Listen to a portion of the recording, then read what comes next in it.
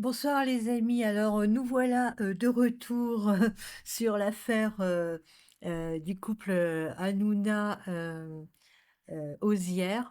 Alors, oui, je suis hyper intriguée donc, bah, je fouine, je fouine. J'essaye de trouver des réponses. Est-ce vrai? Est-ce faux?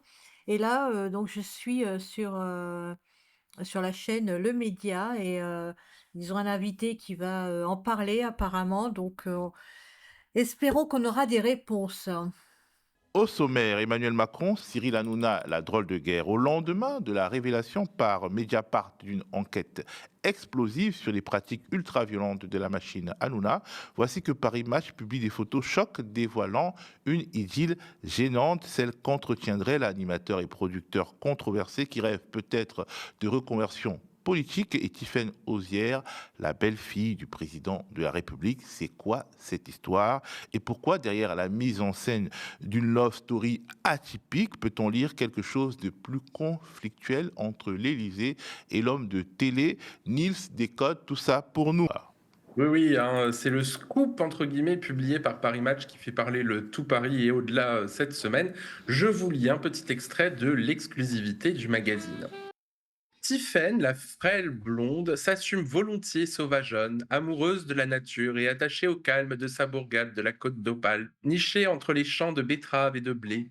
Lui est un enfant des Lilas en Seine-Saint-Denis, petit gars de la ville jusqu'au bout de ses tatouages. Sur le plan politique aussi, c'est l'alliance des contraires.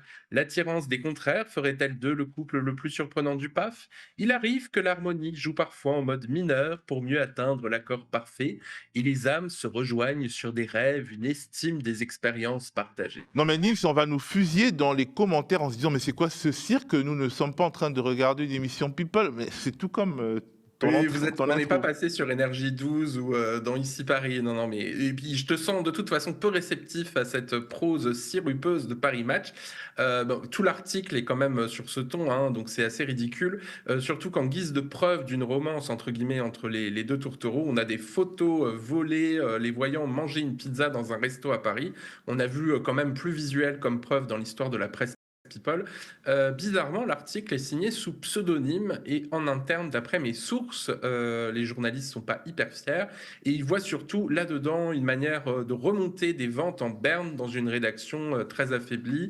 Il y avait eu notamment le rachat à Lagardère par Bolloré de l'hebdomadaire et puis ensuite ils ont été rachetés par Bernard Arnault. Hein. Bolloré a dû les revendre. Donc voilà, c'est une rédaction quand même qui est assez affaiblie, assez essorée et les ventes s'en ressentent. Alors, si je vous en parle, évidemment, c'est pas pour vous inciter et pour inciter nos abonnés à acheter Paris Match. Il y a des choses beaucoup plus urgentes, comme nous soutenir, par exemple, comme tu l'as rappelé en début d'émission. Non, c'est parce que derrière, il y a une opération de communication et évidemment une autre visée plus politique. Alors d'abord, tu l'as rappelé dans l'introduction, c'est une enquête, entre guillemets, qui sort au lendemain de révélations très explosives de Mediapart hein, sur les violences commises par Cyril Hanouna contre ses chroniqueurs notamment. Et le média d'investigation, nos confrères de Mediapart, révèlent notamment le passage à tabac d'un ancien manager de l'humoriste Malik Bentala. Et l'agresseur serait Jean-Rachid Kalouche, producteur de musique et ami de Cyril Hanouna, avec des hommes de main dans les loges de l'émission en octobre 2019. Et il y a aussi Oui, ça, mais c'est pas nouveau ça, on en avait déjà, eu des bruits de couloir, mais je crois que la personne qui avait, ou alors je confonds. Non, c'était pas une personne qui avait été lynchée, mais qui avait été, enfermée dans des bureaux en fait, à l'époque, qui avait témoigné, qui a dit qu'elle était enfermée, dans des bureaux, parce que pour l'intimider et tout, mais c'est peut-être la même personne, hein et cette personne avait dit qu'effectivement il avait des hommes de main, qui s'occupaient, bah, de ce genre de basse besogne. Mais bon, c'est pas ce qui nous intéresse, là sur le coup. de nombreuses violences verbales et des humiliations infligées par Cyril Hanouna à certains de ses chroniqueurs réguliers. Regardez. Arrête de dire qu'on peut rien dire. Arrête, arrête, arrête, je te le dis. Je t'ai dit une fois, je te l'ai dit deux fois. Je te dirai pas trois fois.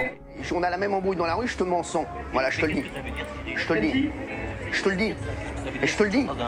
Non, mais j'ai dit quoi, t'es mon ami. Mais t'es pas mon ami, je te tue.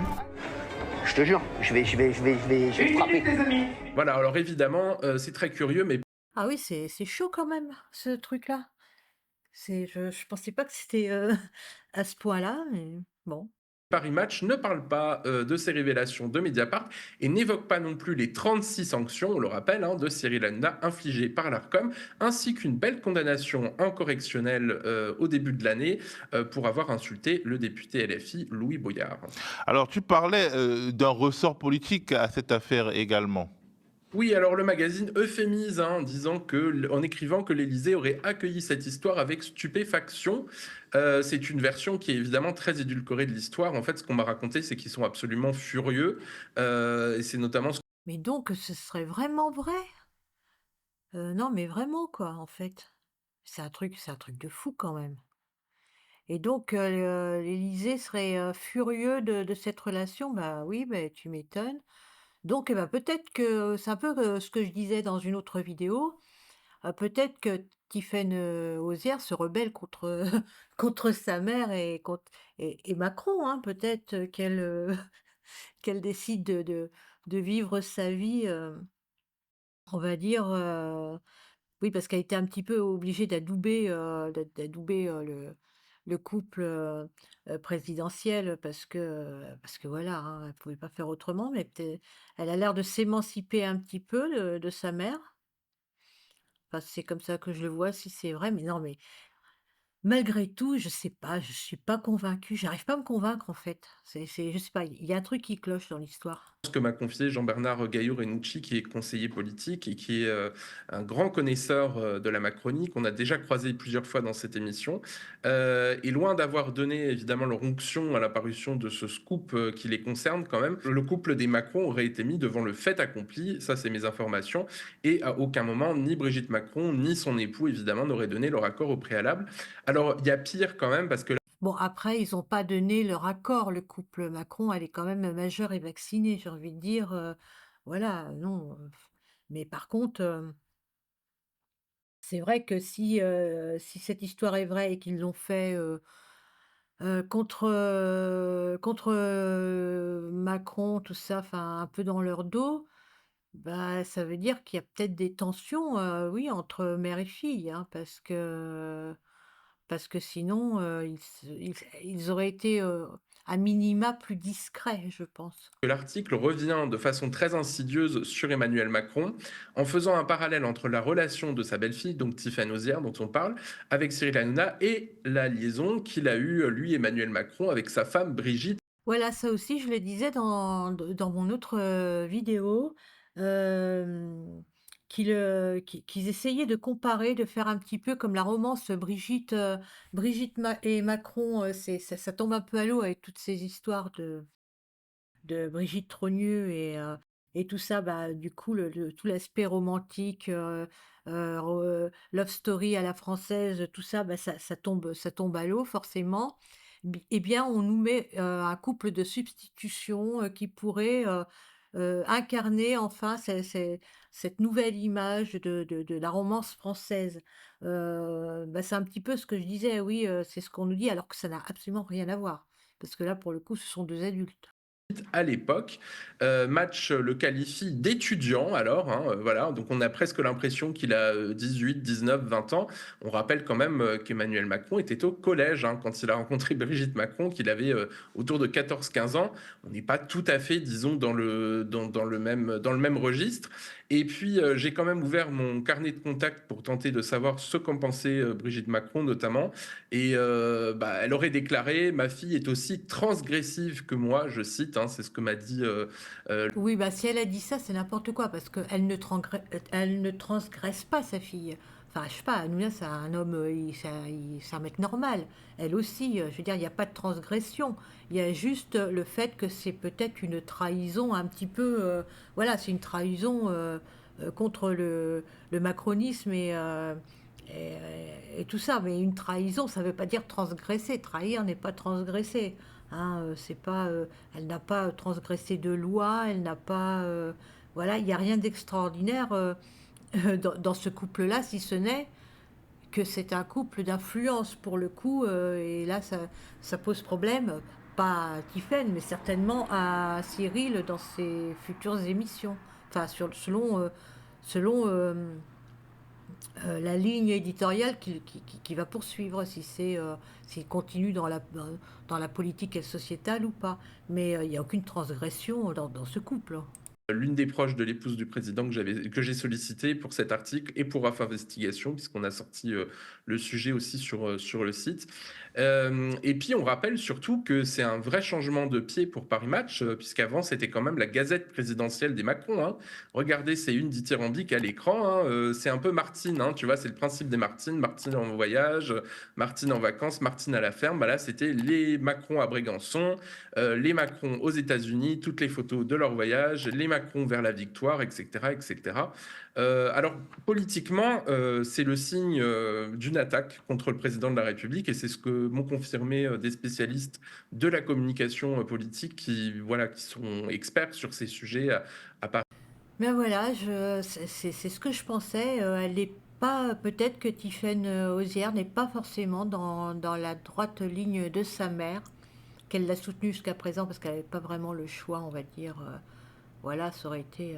Et puis que, je sais pas, l'amour se montrant, je sais pas, elle a peut-être décidé de trahir, mais c'est peut-être ça, hein, juste le truc. Hein, elle est tombée amoureuse d'un gars et le masque tombe, elle n'est pas, peut-être pas dans la ligne.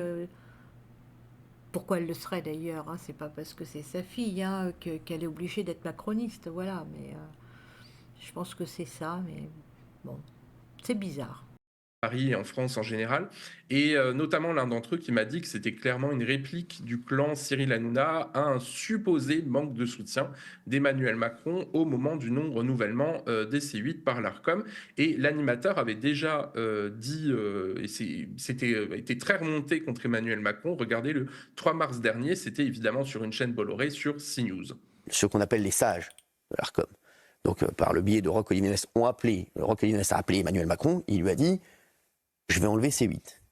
Donc, où Emmanuel Macron, ça c'est un minima, hein, où Emmanuel Macron lui dit, bon, bah, si c'est ta décision, il n'y a pas de problème. Ou bien il le savait déjà, ils s'en étaient déjà parlé, et il lui avait dit, voilà, C8, à mon avis, il va falloir faire quelque chose. Bon, mais pourquoi C8 ? Pardonnez-moi, à la limite, c'est News, oui, qui est une chaîne d'information. Bien sûr.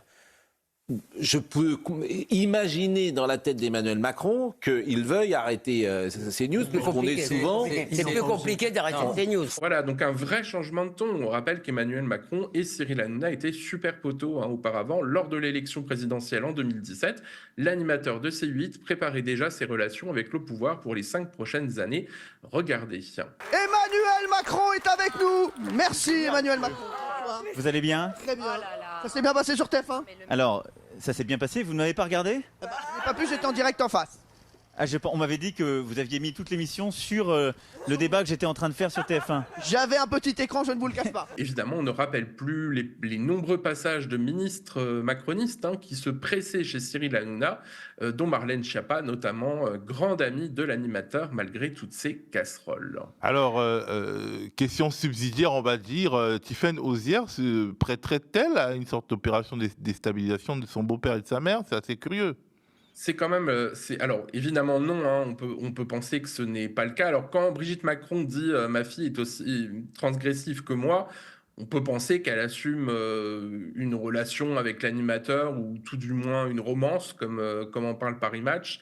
Et donc voilà. Alors après, est-ce qu'elle était au courant ou pas de la paparazzade ? Ça, c'est quand même la grande question. Il se dit que ce serait une commande de Mimi Marchand, donc la célèbre papesse de la presse People, qui a rendu service au couple Macron par le passé, puisqu'elle communiquait à Brigitte Macron lors notamment de ses séjours en prison, puisqu'elle a fait plusieurs fois de la prison. On a contacté évidemment Mimi Marchand pour Off Investigation dans le cadre de notre enquête. Elle nous a répondu qu'elle n'avait rien à voir avec cette couverture et qu'elle la découvrait autant que nous. Alors, comme dit toujours une amie grand reporter, un démenti n'est pas une preuve. Alors, François Bayrou, Nils s'est trouvé un nouveau sujet de préoccupation majeure, le voile, dans les compétitions sportives. Promis, juré, François Bayrou allait s'occuper des vrais... Bon, et bien voilà, c'est tout ce qu'ils en disent sur le média. Alors, moi, je ne connais pas vraiment cette chaîne, mais Bon, je pensais qu'il allait nous en apprendre peut-être plus, mais non, en fait, il est comme moi, ou comme vous certainement, il continue à se questionner. Est-ce que Tiffaine Ozière est contre, enfin, comment dire, va contre l'intérêt de sa mère, on va dire, et du président Macron par amour? Est-ce que c'est une commande pour détourner l'attention, ou est-ce que c'est tout simplement est-ce qu'il n'y a absolument rien et qu'il laisse courir parce que ça fait le buzz et ça fait vendre? Je ne sais pas, qu'est-ce que vous en pensez? Moi, je ne s- enfin, tant qu'ils ne l'auront pas annoncé, je pense que je n'y croirai pas. J'ai du mal à croire à ce revirement de situation comme ça d'un coup, ça me paraît assez bizarre. Et parce que le couple est improbable, mais bon, évidemment, c'est un couple qui n'a absolument rien à voir avec le couple Brigitte et Emmanuel Macron. C'est un couple tout à fait normal. Ce qu'il y a, c'est que, bah, évidemment, c'est un petit peu le caillou dans la chaussure si cette histoire est vraie, hein. Vraiment, c'est... Bon, voilà. Bon, bah écoutez, je vous laisse sur ce et portez-vous bien.